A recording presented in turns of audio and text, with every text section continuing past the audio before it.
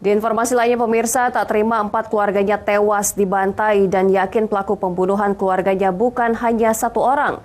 Keluarga korban meminta keadilan perlindungan hukum ke Lembaga Bantuan Hukum Kota Palembang.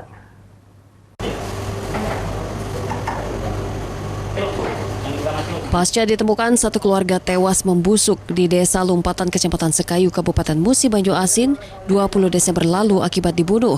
Petugas Polda Sumsel menangkap satu orang pelaku bernama Eeng Plaza, warga Desa Purwosari, Kecamatan Lais, Kabupaten Musi Banyu Asin. Namun merasa kurang mendapatkan keadilan dengan pasal dijeratkan tidak berencana tersebut dan menduga kalau pelaku bukan hanya satu orang. Rusdi bersama adiknya dan saudara ibunya Juroh mendatangi Lembaga Bantuan Hukum di Jalan Mayor Salim Baturaja, Kota Palembang, Selasa sore. Sambil bersedih menunjukkan foto-foto jasad ibunya Jurah 70 tahun, adiknya Heri 40 tahun, dan 2 keponakannya Marcel dan Aurel, keluarga minta perlindungan hukum di hadapan tim bantuan penasihat hukum.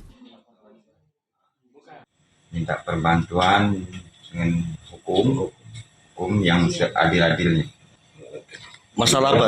Permasalahan itu untuk pembunuhan. Siapa yang korbannya? Yang korban itu siapa kita korban? Adik itu ibu kandung. Adik kandung bersama Dan keponakan bu ya? Iya, keponakan kita juga 2. Durmala Dewi, advokat penasihat bantuan hukum, mengatakan akan membentuk tim guna melakukan investigasi ke lapangan agar kasus ini ditangani secara objektif. Karena keluarga korban mencurigai kalau pelaku tidak hanya satu orang. Bahkan tersangka sempat menyiarkan langsung di medsos tempat jasad anak itu dibuang. 3 kantor sekaligus ini membentuk jadi satu tim dalam rangka mengawal kasus ini agar kasus ini ditangani secara objektif.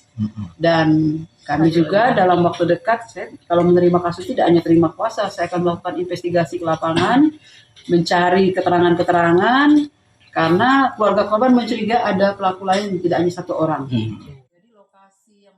Kuasa hukum akan mendampingi pihak keluarga korban melaporkan ke Komisi Perlindungan Anak karena ada 2 korban tewas yang masih anak-anak.